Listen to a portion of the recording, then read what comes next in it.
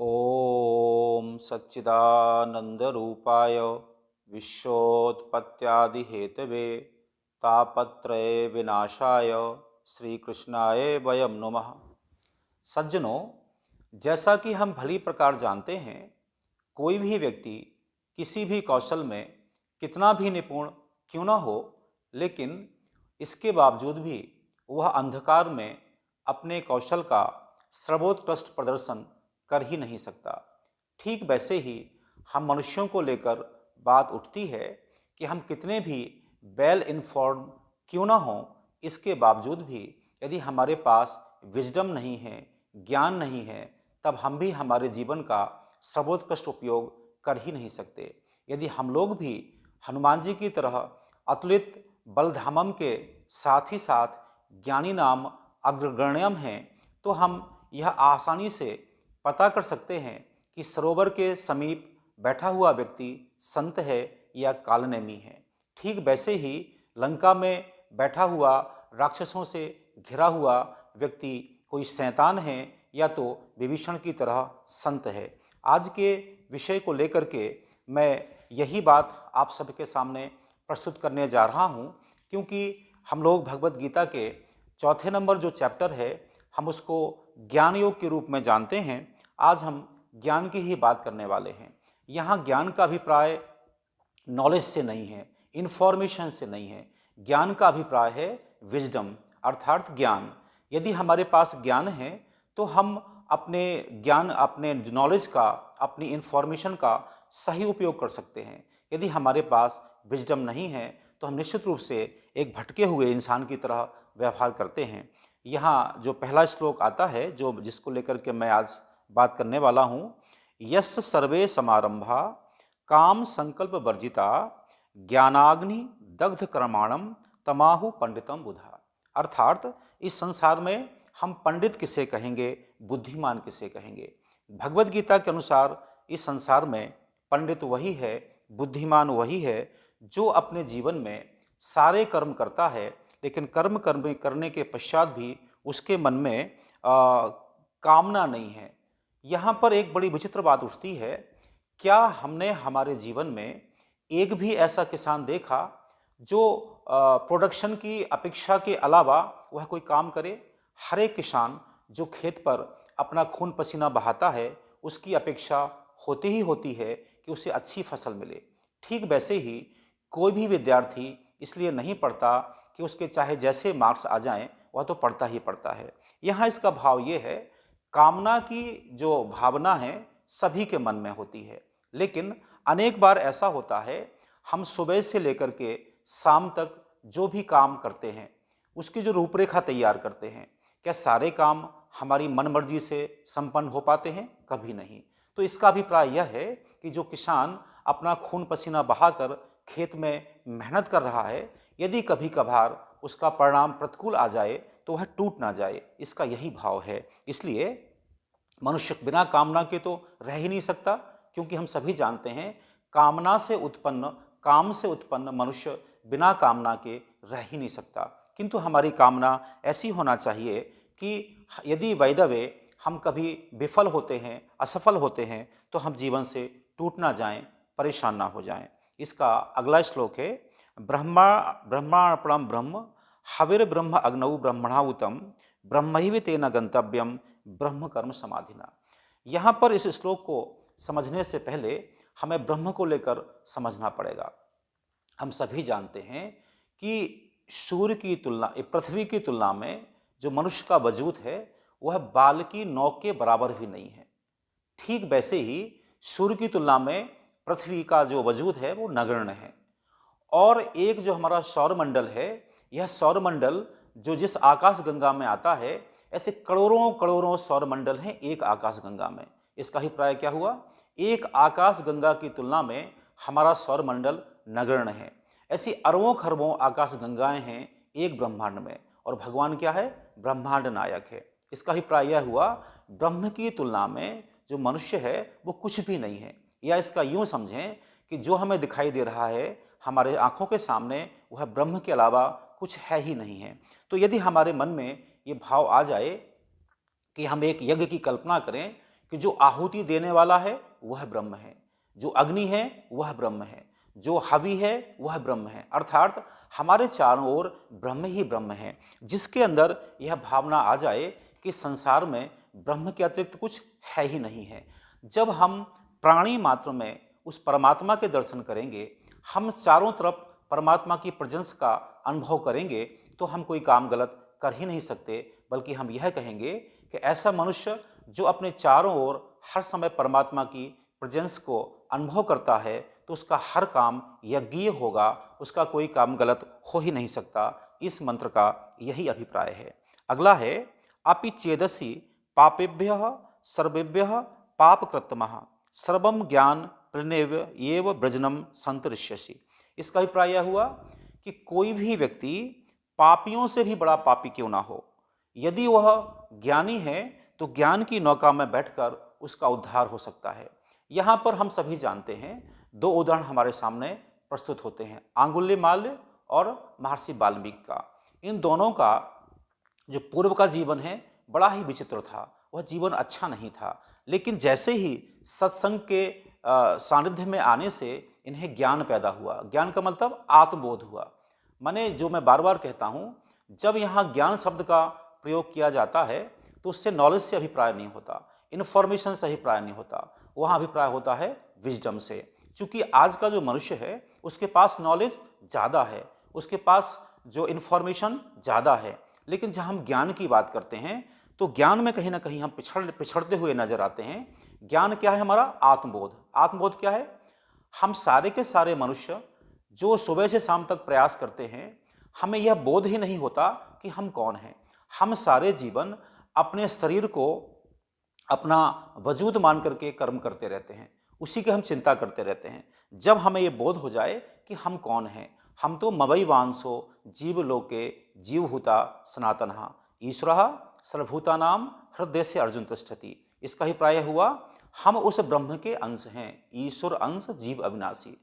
जिस दिन हमें ये बोध हो जाए, वही विजडम है, वही ज्ञान है, तब हमारा उद्धार हो सकता है।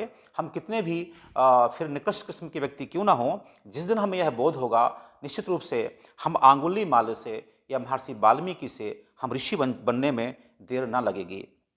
इसका अगला श्लोक है यथै ईधांसी समधोग्नि भस्मसात कुरुते अर्जुन ज्ञानाग्नि सर्वकर्माणि भस्मसात कुरुते ततः। इसका अभिप्राय क्या हुआ? इसका अभिप्राय यह हुआ कि मैं जो बार बार कहता हूँ, हम जब ज्ञान की बात करते हैं तो ज्ञान का अभिप्राय होता है विजडम, नॉलेज नहीं, इन्फॉर्मेशन नहीं। और हमारा जो नॉलेज, हमारा जो विजडम क्या है? विजडम है केवल और केवल आत्मबोध। हम यह अनुभव नहीं कर पाते हैं कि आखिर मैं कौन हूँ। सारे संसार, सारे जीवन, सारे संसार को जानने के लिए हम प्रयत्न करते हैं, पर हम यह कभी नहीं जानते कि हम अपने आप में कौन हैं। हम शरीर हैं ही नहीं, यह प्रतिपल बदलने वाला शरीर हम नहीं हो सकता, ब्रह्म नहीं हो सकता। हम सबको मालूम है, जब बचपन में हमारा जन्म हुआ था, जब हमें बोध हुआ था, तब हम कैसे थे, हमारा शरीर कैसा था और आज कैसा हो गया है। माने हम प्रतिपल हमारा शरीर बदल रहा है। जो चीज़ प्रतिपल बदल रही है वह हम हैं ही नहीं। हम तो वही हैं जिसमें कोई परिवर्तन होता ही नहीं है। हम भगवान का प्रतिरूप हैं, भगवान का ही हम एक प्रतिबिंब हैं। यहाँ पर समझना, यहाँ पर इतनी सी बात है, जब हम कहते हैं कि हम भगवान हैं, मवई वांसो जीव लोके जीवभूता सनातनः, तो हम कई बार कन्फ्यूजन हो जाता है कि हम ब्रह्म हैं तो ब्रह्म जैसा बर्ताव क्यों नहीं करते। यह मवई वांसो, हम भगवान के अंश हैं। जैसे समुद्र और समुद्र की बूंद में गुण में कोई अंतर नहीं होता, पर जो उसका परिमाण है उसमें तो अंतर होता है ना। हम समुद्र में जहाज को तैरा सकते हैं, बूंद में कभी जहाज को नहीं तैराया जा सकता। ठीक वैसे ही ब्रह्म और जीव में अंतर तो रहेगा ही रहेगा, परंतु यहाँ कहने का अभिप्राय इतना सा है, एक जीव में ब्रह्म से मिलने की संपूर्ण संभावनाएं हैं। इसलिए जब हमें ज्ञान के माध्यम से यह जानकारी हो जाएगी कि हम कौन हैं, तो हमारे सारे के सारे कर्म हैं वो ब्रह्म की प्रेजेंस में होना शुरू हो जाएंगे। यहाँ पर अगला श्लोक आता है न हि ज्ञानेन सदसम पवित्रमहि विद्यते तत्स्वयं योग संसिद्धः कालेन आत्मनि विन्दति। इसका अभिप्राय क्या हुआ? जब तक हमें ज्ञान नहीं है तब तक सारे के सारे बंधन हैं। तत् स्वयं योग संसिद्ध कालनात्मनि बिंदति। माने योग क्या है? योग की सिद्धि कब होगी? जब हमें ज्ञान का प्रकटीकरण हो जाएगा। जैसे हम सभी जानते हैं कि फर्श पर पड़ी हुई कोई रस्सी सांप तब तक है जब तक प्रकाश नहीं हुआ। प्रकाश होते ही जो फर्श पर पड़ी रस्सी है वो हमें रस्सी समझ में आने लगती है, सांप नहीं दिखाई देता। ठीक वैसे ही यह संसार तब तक है, यह सारे के सारे संबंध, यह सारे के सारे बंधन तब तक हैं जब तक हमें आत्मबोध नहीं हुआ। जिस दिन हमें यह आत्मबोध हो जाए कि हम कौन हैं, हम शरीर हैं या आत्मा, शरीर के स्तर पर हमें बहुत सारा विभेद दिखाई देता है, भिन्नता दिखाई देती है। लेकिन जैसे ही हमें आत्मबोध होता है, हम यह ज्ञान हो जाता है कि हम आत्मा हैं, शरीर नहीं हैं, फिर हम क्या करते हैं? फिर हम पाप पुण्य की चिंता करते हैं, हम धर्म अधर्म की चिंता करते हैं, लाभ हानि की चिंता नहीं करते। आज सारी समस्याएं क्यों खड़ी हो गई हैं? सारी समस्याएं इसलिए खड़ी हो गई हैं कि मनुष्य का जो पूरा का पूरा जो उसका उद्देश्य है वह केवल लाभ और हानि पर केंद्रित है। वह विचार करने को तैयार है ही नहीं है कि धर्म क्या है, अधर्म क्या है, पाप क्या है, पुण्य क्या है। जिस दिन उसे यह बोध हो जाएगा कि मैं कौन हूं, वह निश्चित रूप से फिर कोई ऐसे काम नहीं करेगा जो अनुचित हैं, ठीक नहीं है। और इसका जो आज मुझे चर्चा करनी है उसका अंतिम श्लोक है, श्रद्धावान लभते ज्ञानम तत्परः सतेन्द्रियः ज्ञानम लब्ध्वा परम शांतिम अचिनधिगच्छति। इसका मतलब क्या हुआ? हर एक व्यक्ति शांति चाहता है, परम शांति चाहता है, परम प्रसन्नता चाहता है। जो सारा का सारा संघर्ष है आज वर्तमान मनुष्य के साथ, वो इसलिए है वह बहुत सुखी होना चाहता है, वह परम शांति को पाना चाहता है, पर उसे ये पता ही नहीं है वह शांति मिलती कहाँ है। वह शांति धन से नहीं मिलती, संपदा से नहीं मिलती, और वह जो ज्ञान से मिलती है। और ज्ञान कैसे मिलता है? श्रद्धावान लभते ज्ञानम। हम एक उदाहरण देके इस बात को समझेंगे कि यदि हमारे अंदर अपनी नॉलेज का, अपनी इंफॉर्मेशन का पर्वत की शिखर की तरह अहंकार है तो हम कभी भी विजडम को धारण नहीं कर सकते। किंतु हमारे अंदर यदि झील जैसी विनम्रता है तो निश्चित रूप से हमारे में ज्ञान आ सकता है, वह विजडम आ सकता है। यहाँ जो मैं बार बार कहता हूँ कि जब तक हमें आत्मबोध नहीं होता हम उस ज्ञान को प्राप्त नहीं कर सकते, या यह कहें कि ज्ञान ही का जो प्रमाण है वह आत्मबोध है। और जो मैं ज्ञान से यहाँ बार बार आपको कहने का प्रयास कर रहा हूँ, इन्फॉर्मेशन अलग चीज़ है। हमें आज विज्ञान के बारे में बहुत सारी जानकारी हो गई है, संसार के बारे में बहुत सारी जानकारी हो गई है, अनेक चीज़ों के बारे में बहुत सारी जानकारी हो गई है। यह सबके सब जानकारी क्या है? ये इन्फॉर्मेशन है या तो नॉलेज है। परंतु विजडम क्या है? विजडम है आत्मबोध। मैं कौन हूँ? माने मैं आत्मा हूँ, शरीर नहीं हूँ। यह सेंटेंस बहुत छोटा सा है किंतु समझने में इसमें सारी की सारी जिंदगी व्यतीत हो जाती है, और अधिकांश लोग इसको जान नहीं पाते हैं। जिस दिन हमें यह बोध हो जाए कि हम कौन हैं, मवई वांसो जीवलोके जीवभूता सनातनः, जिस दिन हमें ये पता चल जाए हम परमात्मा के ही अंश हैं और हमारे चारों ओर परमात्मा ही परमात्मा है, जैसा कि श्लोक में कहा गया है, ब्रह्मणा प्रणम ब्रह्म हविरे ब्रह्म अग्नौ ब्रह्मणाहुतम ब्रह्म ही तेना गंतव्यम ब्रह्म कर्म समाधिना। जिसको यह बोध हो जाए कि हमारे चारों ओर परमात्मा के अलावा कुछ है ही नहीं है, यही ज्ञान है, यही विजडम है। यह बात समझने की है। जो चैप्टर नंबर 4 है भगवत गीता का, वह ज्ञान की बात करता है, क्योंकि ज्ञान के बिना हम लोग कितना ही कर्म करें, हम कर्म को सही दिशा में ले ही नहीं जा सकते। बिना ज्ञान के कर्म, आप समझिए कि बिना स्टीयरिंग की गाड़ी है, जब तक हमारे अंदर स्टीयरिंग नहीं होगा हम गाड़ी को कहीं भी गिरा सकते हैं, किसी भी गड्ढे में गिरा सकते हैं। तो आज मैं आप सभी से भगवत गीता के माध्यम से इतनी ही प्रार्थना करना चाहता हूँ कि हम सबको ज्ञान की आवश्यकता है। और जब मैं यहाँ बार बार कहता हूँ, आपसे प्रार्थना करता हूँ, जब मैं ज्ञान शब्द का प्रयोग करता हूँ तो मेरा ज्ञान शब्द से अभिप्राय है विजडम।